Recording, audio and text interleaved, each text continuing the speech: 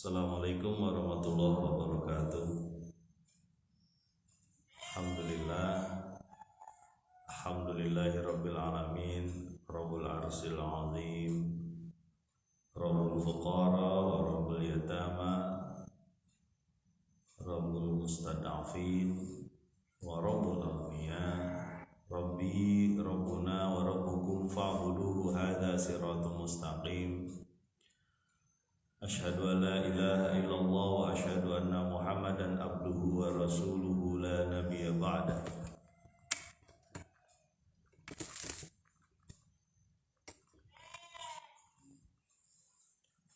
Allahumma shalli wa sallim wa barik ala sayyidina Muhammadin wa ala alihi wa sahbihi ajma'in, amma ba'd. Ayyuhan nas ittaqullaha haqqa tuqatih wa la tamutunna illa wa antum muslimun. Sadaqallahu wa sadaqa rasul karim. Alhamdulillahirabbil alamin. Jamaah kampung taqwa astagfirullah. Dan siapapun yang mendengarkan melihat siaran ini, mari kita lanjutkan lagi masih di surat Al-Ankabut. Sebelumnya kita berbahagia, mudah-mudahan kita mendapatkan berkah Allah nanti di bulan Ramadan ya. Tinggal menunggu detik-detik insyaallah.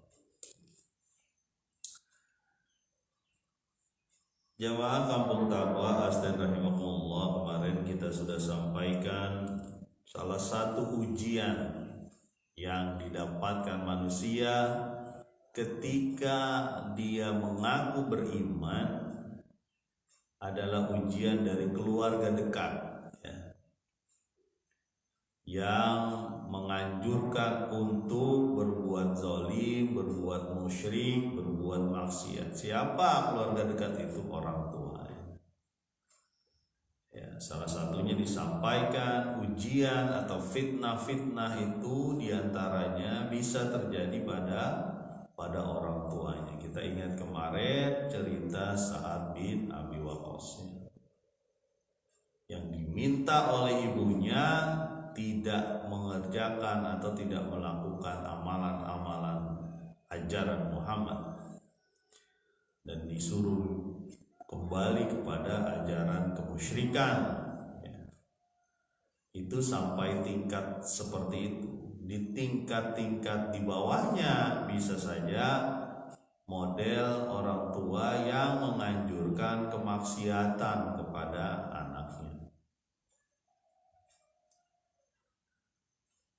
Mari kita lanjutkan di ayat yang ke-9 surat Al-Ankabut. Teman-teman silahkan yang mempunyai Al-Quran, baik Al-Quran dicetak ataupun di Android, di handphonenya, untuk membuka surat Al-Ankabut ayat ke-9. Bismillahirrahmanirrahim. Walladzina amanu wa amilus solihati lanudkhilannahum fis solihin, dan orang-orang yang beriman serta beramal soleh pasti kami masukkan mereka dengan orang-orang yang soleh.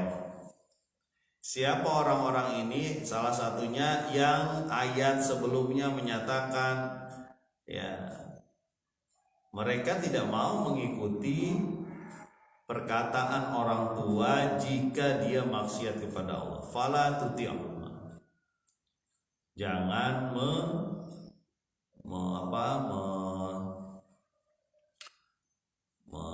mengikuti ya, mengikuti apa yang mereka suruh kalau itu bermaksiat kepada Allah, menuju kemusyrikan misalnya.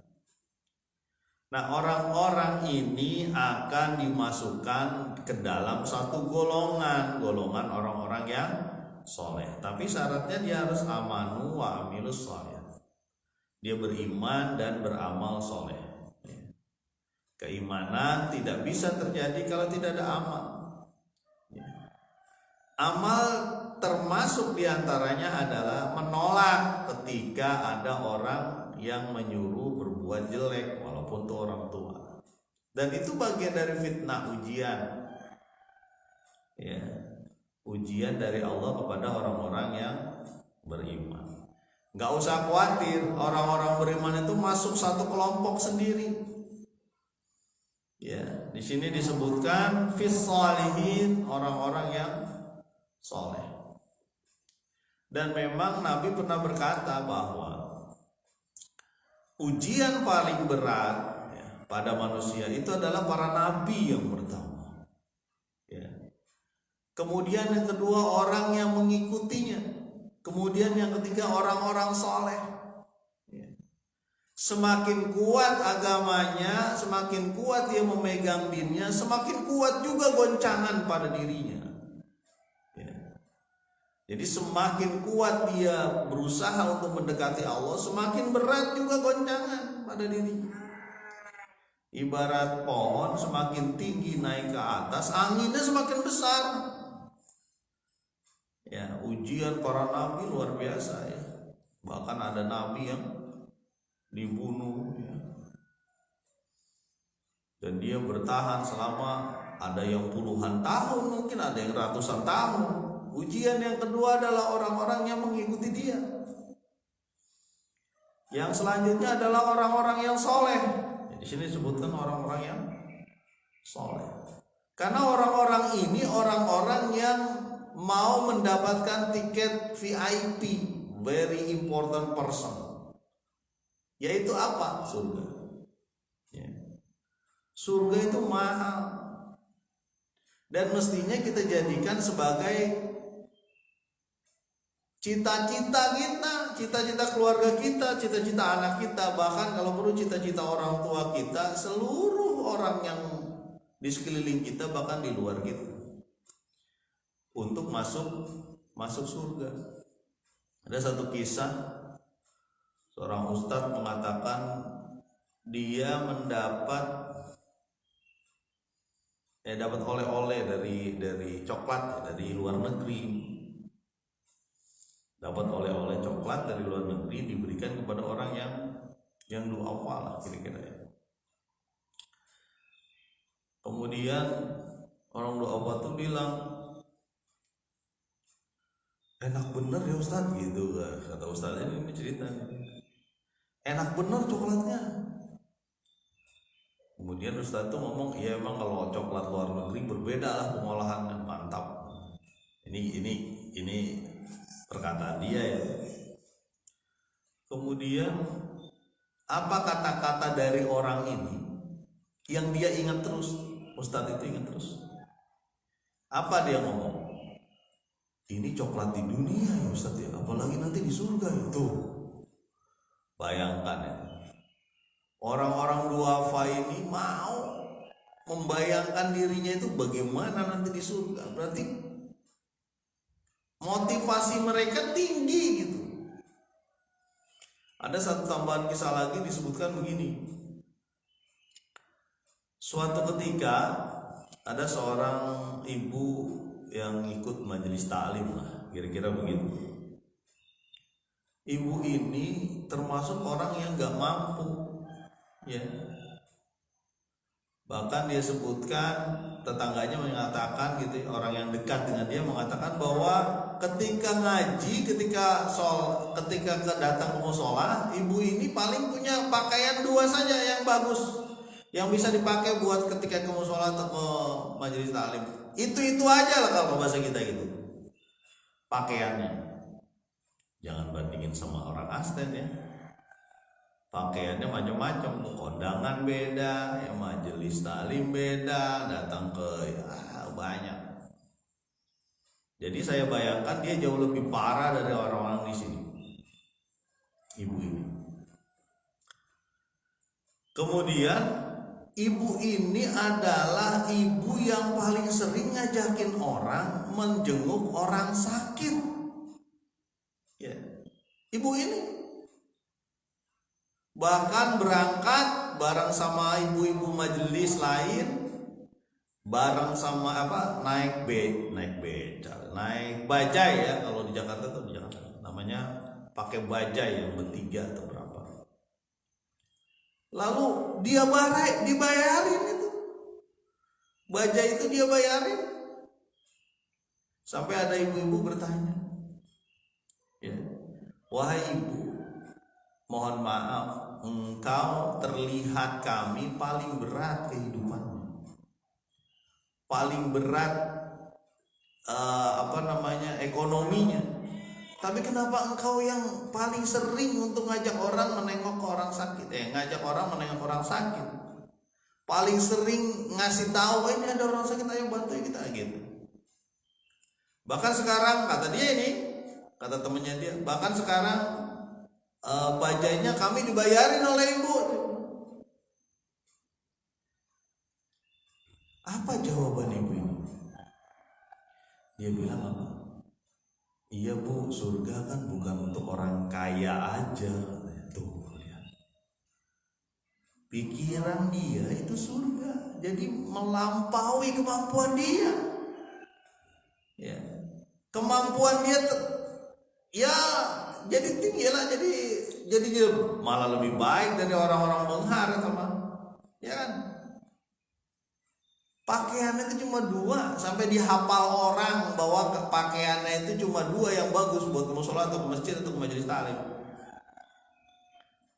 Tapi dia mau ngajak berbuat baik, bahkan dia bayarin ongkos bajai.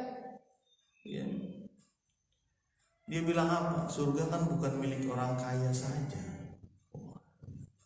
Ini tingkatannya udah tinggi nih orang-orang kayak gini nih. Ya. Kita juga belum tentu sanggup itu. Ya. Tapi ini adalah ciri-ciri orang-orang yang berusaha menjadi orang-orang soleh, walaupun dia kondisinya berat. Ya. Kondisinya dia memang berat, tapi dia tetap mau berjalan, berjuang, datang, ya, bahkan menganjurkan kebaikan. Ya. Kullu ma'rufin shadaqah, setiap kebaikan itu sedekah. Apapun kebaikan. Ini orang-orang soleh. Ya. Oke, kita lanjutkan lagi jamaah kampung Tapa, Asten rahimahumullah, dan teman-teman yang mendengar melihat siaran ini di kampung Aspal, Kampung Gunung Letik Wetan. Ya. Kemarin waktu kami kurang sehat ternyata ada yang menanyakan juga, kok nggak ada pagi-pagi Pak Arman, sakit saya sudah sampaikan ya. Ayat selanjutnya ayat yang ke-10 ya. Ayat yang ke-10 surat Al-Ankabut ya.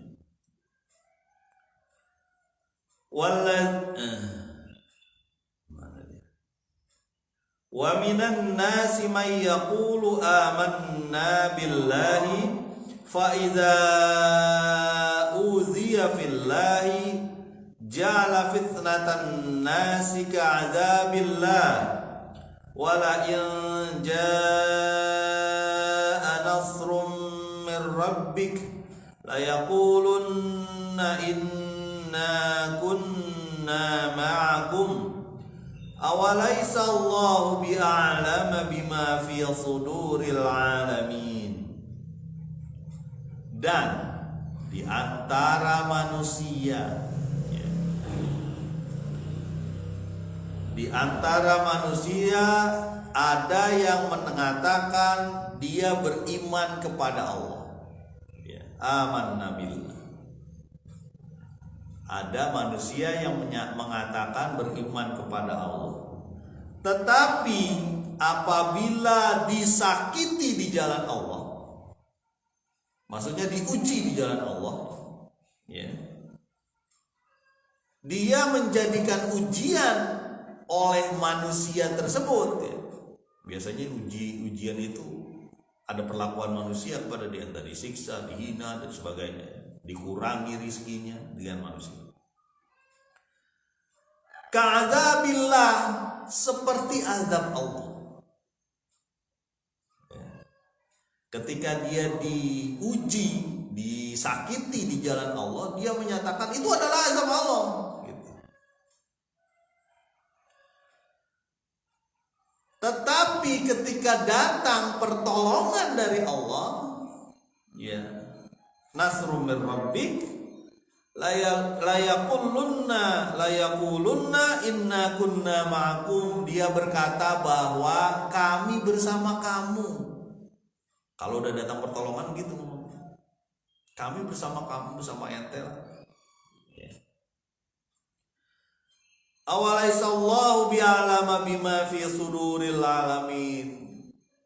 Tidakkah mereka ketahui bahwa Allah lebih mengetahui apa yang ada di hati manusia, bahkan apa yang ada di inti seluruh alam. Nah, ini model manusia apa ya, munafik lah kalau bahasa kitanya. Jadi di surat Makkiyah ini juga diingatkan. Kenapa? Karena ada orang-orang yang kalau dari ayat ini ya disebutkan, orang ini mengatakan bahwa dia beriman, bahwa dia Islam, bahwa dia punya agama Islam. Tapi ketika diuji ya dengan bentuknya macam-macam, ujian, disakiti manusia. Ya.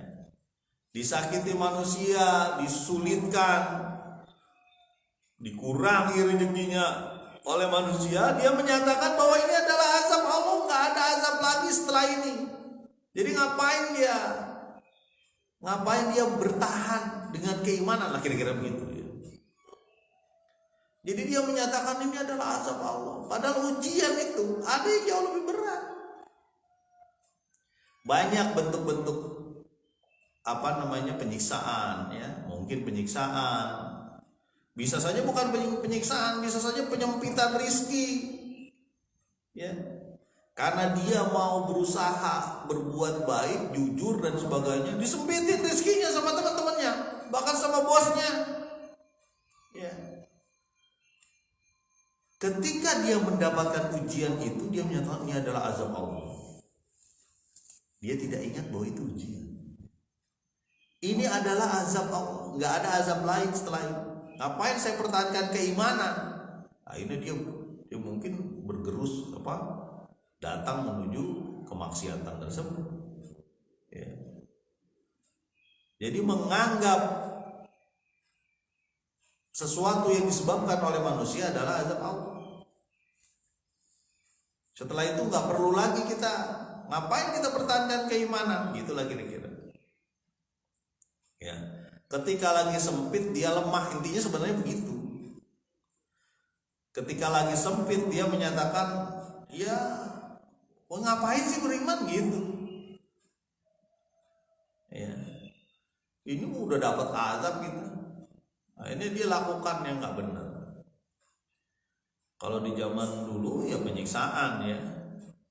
Bahkan ada yang ditawari.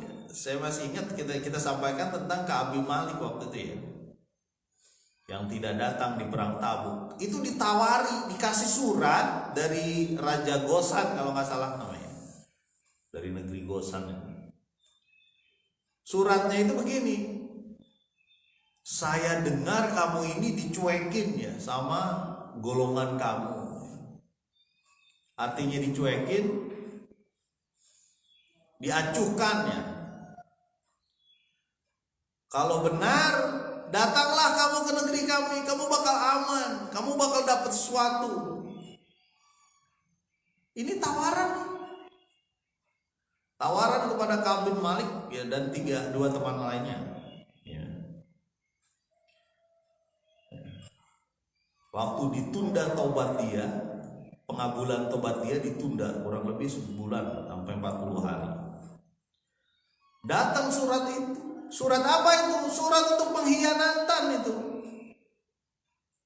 Surat itu untuk pengkhianatan supaya datang ke negeri Gosan, atau saya lupa nama negeri Gosan,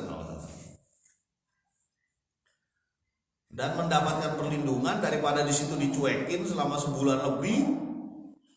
Ya, bagian dari disebutkan seperti bumi itu terasa menghimpit dadanya, sesak ya.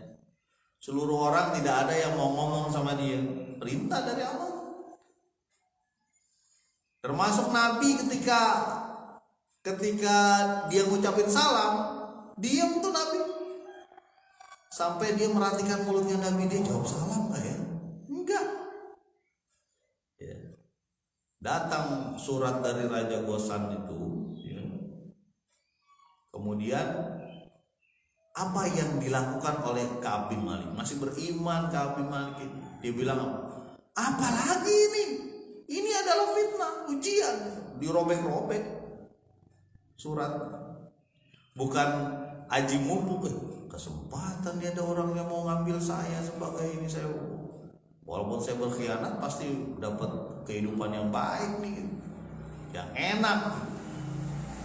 Dirobek-robek sama Ka'ab itu surat itu. Fitnah apa lagi nih kita sih Ka'ab, robek-robek, saya nggak mau. Wah, itu.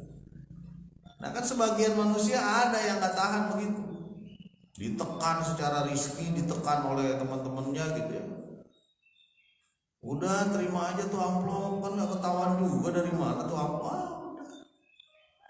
Iyalah, saya udah rasa miskin terus lah, atau rasa nggak enak terus nih kehidupan. Sementara teman-teman ngambil amplop yang nggak benar. Ya udahlah, saya ngikut. Akhirnya dia ngikut arus yang nggak benar. Nah, orang-orang ini, ya, orang-orang yang mendapat ujian dari manusia ini, baik penyiksaan, penyempitan rezeki, macam-macam ya, penghinaan, ya, mereka menganggap ini adalah azab Allah. Ya. Tetapi kalau datang pertolongan dari Allah, ketika suasana nyaman, suasana enak, suasana kemenangan kaum muslimin misalnya, dia nyebut apa? Inna kunna ma'akum, sesungguhnya kami bersama ente, bersama kalian semua.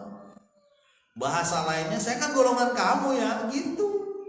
Kalau dapat ujian dia merengket, nggak mau aku beriman, menganggap itu adalah azab Allah. Ngapain saya beriman?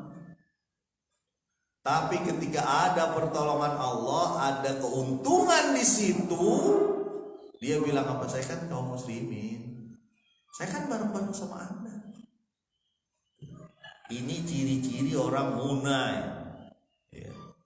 Kalau ada keuntungan saja, dia mau datang ke majelis, mau datang ke masjid, mau ngikut gabung dalam kegiatan Islam. Kalau keuntungan, ini sudah disebutkan. Kalau ada keuntungan dia datang, ya. Oh ada kegiatan ini nih, ada duitnya kan tuh, gitu. Saya beberapa kali itu menemui itu orang-orang yang begitu, orang-orang yang nggak mau bergerak kalau nggak ada keuntungan, nggak mau berbuat kebaikan kalau nggak ada keuntungan yang masuk ke kantong dia. Ada orang-orang yang gitu. Ngapain saya ngurusin kayak gitu? Mendingan saya bisnis. Padahal namanya kebaikan itu akan memberkahkan bisnis dia. Nah ini ciri-ciri orang. Ketika ada keuntungan, dia bilang saya bersama kamu. Saya kan anggota kamu, gitu. Ya. Ada tuh orang-orang yang begitu. Di mana Pak Arman? Di mana-mana ada. Jangan khawatir kalau ngelihat contoh kayak gini ini banyak. Ya. Ini contoh ya.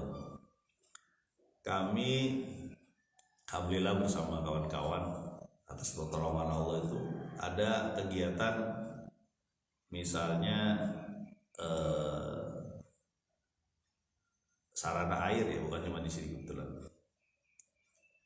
Itu kalau datang ke satu kampung tentang sarana air itu, masyarakat curiga terhadap ketua kampungnya, ketua RT-nya atau tokoh masyarakat itu. Curiganya apa? Ini ada kegiatan dari Pak Arfan, berarti banyak duitnya nih Pak RT, gitu. Ya. Dia menganggap bahwa kepala kampungnya itu mendapatkan dana sehingga kegiatan ini berlangsung. Tapi alhamdulillah tokoh-tokoh atau RT yang sama kami temui itu nggak begitu. Dari awal saya udah bilangin, Pak, ini nggak ada buat bapak sekalian. Ternyata begitu. Kalaupun ada paling buat kopi doang lah kira-kira. Karena ini kegiatan kebaikan, kegiatan sosial. Ya.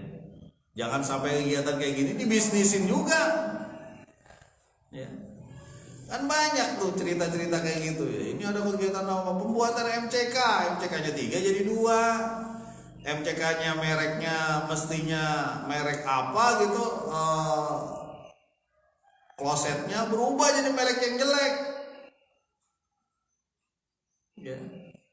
Aduh, naudzubillah ya, jangan begitu. Saya pernah ngobrol sama salah satu tukang nih. Ini ada merek kloset, saya nggak sebutin merek klosetnya. Jadi dia harganya mungkin kalau sekarang ukurannya 100.000 ke bawah ya, padahal kloset yang baik kan di atas itu. Jadi salah satu kloset ini baru diangkat sama dia, nyopot ininya, apa namanya, dudukan kakinya tuh copot. Coba bisa bayangkan gitu, kok dijual kloset kayak gitu coba. Ya. Bisa saja itu orang-orang yang kayak gini nih, orang-orang yang kloset juga kalau perlu dia telan ya. Asbes tadinya 5 meter jadi 3 meter, ditelan berarti asbes tuh. Di perutnya banyak, ada asbes, ada aspal, ada semen. Manusia emang kalau makan itu kayak gitu. Ya, kembali lagi bahwa ada orang-orang yang ketika ada kemenangan, pertolongan dari Allah, ada keuntungan di situ, dia minta, ibaratnya gitu, saya kan bareng sama Anda ya gitu. Inna kunna ma'akum. Ya. Ada orang-orang yang kayak gini nih, ada. Dia melakukan kegiatan keagamaan, dia melakukan kegiatan kebaikan dengan niat kantongnya tambah tebal, istighfar gitu. Ya. Kita istighfar. Karena gak usah khawatir, kantong itu bisa diisi oleh Allah. Niatin aja, kita sandarin aja ke Allah. Mau dikasih mau enggak, jalan kebaikan itu. Ya. Jalan berjuang di jalan Allah itu, mau dikasih mau enggak urusan Allah, bukan urusan kita. Ya. Jadi jalan aja. Bentar lagi bulan puasa nih, semangat tuh, ada infak, ada apalah, ada sedekah, ada apa. Lihat tetangga kita, dia berat gak kalau lagi, jangan-jangan sahur dia cuma makan nasi doang sama garam itu. Coba dicek, nggak ada tetangga di sini, geser lagi saudaranya atau siapa, kanan kiri. Ya. Jadi Allah juga menyebutkan di potongan ayatnya, potongan ayat ini ya, awalaisallahu bi'alama bima fi suduril alamin. Apakah mereka tidak mengetahui bahwa Allah lebih tahu tentang apa yang di hati mereka? Ya, bahkan di sini disebutkan fi suduril alamin, dalam hati, dalam jiwa alam ini. Wah, ini karena Allah tuh Rabbul Alamin. Dia tahu. Ya. Jadi mereka ini berusaha menipu. Yukhadi'una Allah. Dia berusaha menipu. Ada di beberapa ayat di surat Al-Baqarah ya. Ayat pertama tentang kaum mukmin ya, la raiba fiha, udah tuh di bawah tuh sampai. Kemudian ayat kedua tentang orang kafir. Ayat selanjutnya itu ayat-ayat potongan ayat di awal-awal surah Al-Baqarah tentang orang munafik, menipu Allah. Ya. Jadi diingatkan bahwa Allah mengetahui apa yang ada di hati. Ya. Ada orang-orang yang mau mengharapkan keuntungan saja ketika dia berbuat baik. Di ayat selanjutnya, ayat ke-11. Wala ya'lamannallahu alladhina amanu wala ya'lamannal munafiqin, dan Allah itu mengetahui siapa yang beriman dan siapa yang munafik. Di sini disebutkan kata-katanya munafik. Pak, saya sih nggak terlalu munafik ya, yang kayak gitu pengen juga sih. Secara wajar bisa. Cuma kalau itu dijadikan niat satu-satunya berbuat kebaikan, berbuat beramal soleh hanya untuk mendapatkan keuntungan pribadi dia, niatnya salah. Berarti niatnya apa? Niatnya dunia itu. Ya. Niat dunia. Abdullah bin Ubay, salah satu tokoh munafik ya di Madinah waktu itu, koordinasi tuh sama orang Mekah, sampai diejek oleh Hindun. Hindun itu istrinya Abu Sofyan. Kamu mau gitu nunggang nangging sholat menghadap Ka'bah gitu, nunggang nangging di belakang Muhammad, hina sekali kamu, itu kata Hindun loh kepada Abdullah bin Ubay. Biarlah saya menjadi pembantu orang-orang musyrik menghancurkan Muhammad. Sampai Hindun tuh ngomong, kamu mau tuh kayak gitu? Munafik lah ibaratnya. Di depan senyum, di belakang ngedumel. Munafik kan gitu ya. Waktu itu Nabi sempat menyolatkan kalau nggak salah, setelah kepada Abdullah bin Ubay. Setelah itu tidak boleh Nabi menyolatkan orang munafik. Ya. Semakin lama semakin tahu orang-orang Madinah pada saat itu siapa-siapa aja yang munafik. Bahkan Nabi punya daftar. Nabi itu punya daftar yang disampaikan kepada Huzaifah, salah satu penyimpan rahasia Nabi.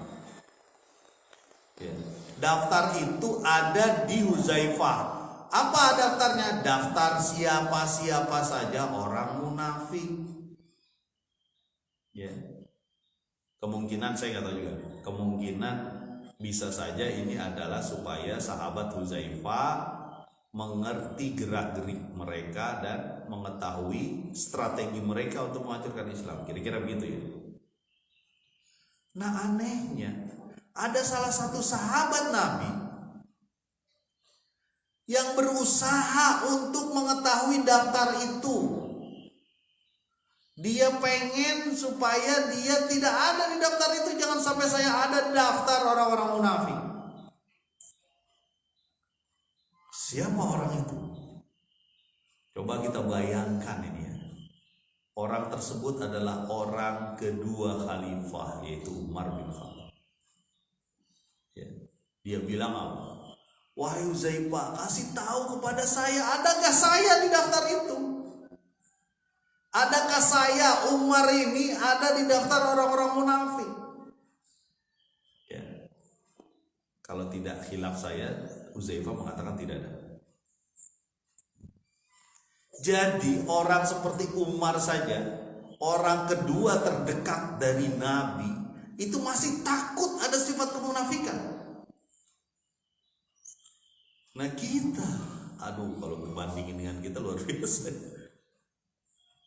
Kita udah sering lah dengar cerita bahwa orang munafik itu bicara dia dusta, kadzaba. Ya. Kalau dia diberi amanat khona, dia khianat. Ya. Kalau dia mendebat nih, dia mendebat dengan jahat. Berjanji dia didustai, tidak ditepat. Kalau dia mendebat, dia jahat mendebatkan. Debatnya luar biasa, ngomongnya paling pinter. Tapi tara beramal soleh. Naudzubillah. Pak, kalau yang masalah khianat, amanat, kita mah nggak dapat amanat apa Pak, rakyat biasa. Oke lah, nomor situ nggak ada. Tapi yang kedua janji, gimana? Oh, janji kadang-kadang sering juga tidak ditepati. Berarti ada sifat itu di dalam diri kita. Yang pertama yang paling berat. Ini yang pertama yang paling berat. Ketika dia berkata, kadzaba, dia berdusta, dia bohong, dia bokis. Betapa banyak anak-anak yang terlahir dari orang tua yang biasa berbohong, sulit dibenahin. Ya. Bahkan Muhammad Hatta kalau nggak salah ya, tokoh proklamator kita mengatakan, kalau pandai, kalau dia bodoh bisa diperbaiki supaya jadi pintar. Yang repot tuh kalau dia pembohong atau tidak jujur, itu paling berat. Kalau dia tidak jujur, paling berarti Muhammad Hatta. Ya, Muhammad Hatta ngomong baik.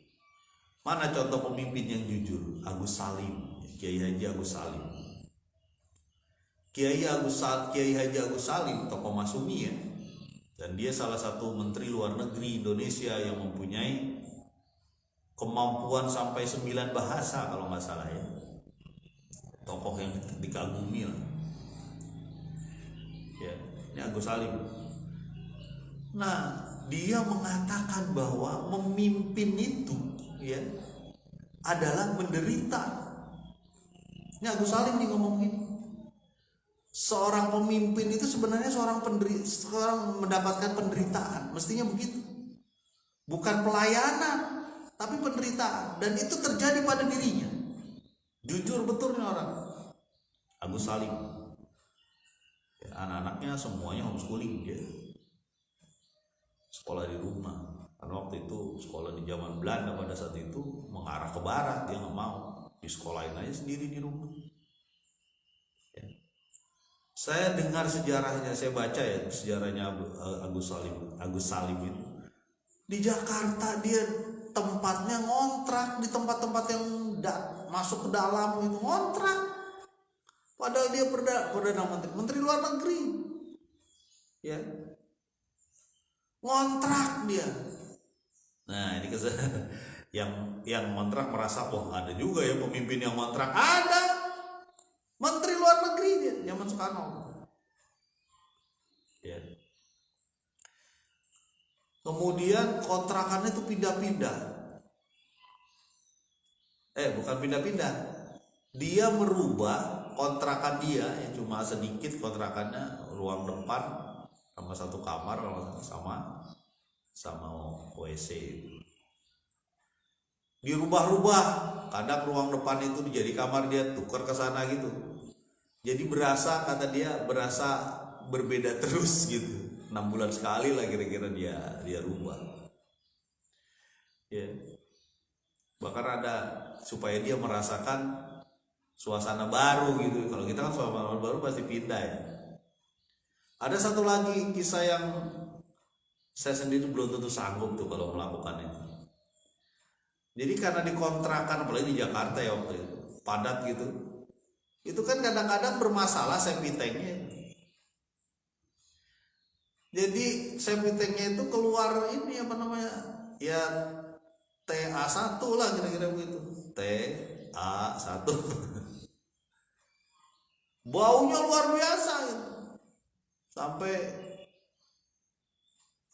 istrinya Agus Salim itu muntah-muntah. Akhirnya apa?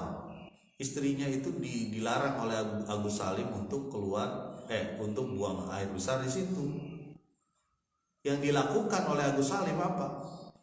Istrinya buang air besar di pispot, lalu dibuang ke tempat sampah dan sebagainya. Dibuang oleh Agus Salim.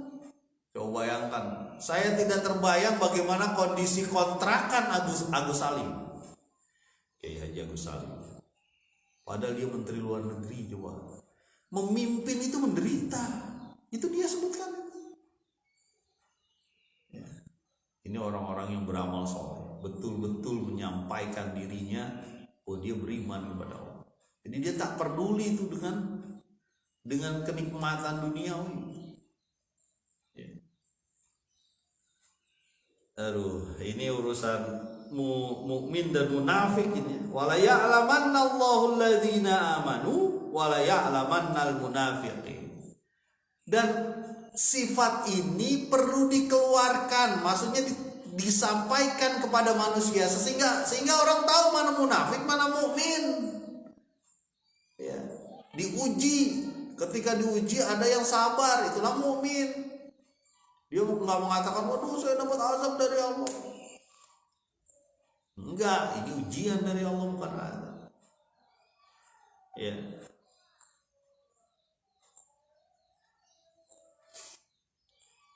Jadi mudah-mudahanlah kita teman-teman semua lolos dari ujian-ujian seperti ini. Yang pertama ada ujian keluarga, yang kedua adalah ujian tekanan dari manusia. Karena bisa saja kita ditekan oleh manusia lalu dimasukin ke Facebook, dimasukin ke Instagram, Twitter, bahkan dijadiin bahan-bahan di TikTok misalnya. Saya diinin sama tetangga kayak begini, saya diinin sama orang lain kayak gini, menghina banget sih. Wah, udah banyak ceritanya itu di medsos ya. Karena lumayan berbahaya di medsos ini. Saya juga istighfar ya, karena berat tarikan ke medsos tuh. Di antaranya berat untuk menahan tidak menceritakan masalah-masalah kita di medsos. Sebagian kan ada masalah sedikit upload di medsos. Satu kampung tahu masalah dia jadinya. Satu kampung ibaratnya, atau teman-teman dia yang mungkin lebih dari 1000 orang itu tahu masalah dia. Masuk di medsos. Makanya hati-hati nih medsos ini. Ya, dia bisa menjadi apa? Pisau yang membelah bawang, atau dia bisa menusuk kita. Medsos ya. Mudah-mudahan kita tidak menjadi orang-orang munafik ya, tapi menjadi orang-orang yang mukmin dan beriman, bertakwa dan beramal saleh. Mudah-mudahan bermanfaat. Subhanakallahumma wa bihamdika asyhadu an la ilaha illa anta astaghfiruka wa atubu ilaik. Assalamualaikum warahmatullahi wabarakatuh.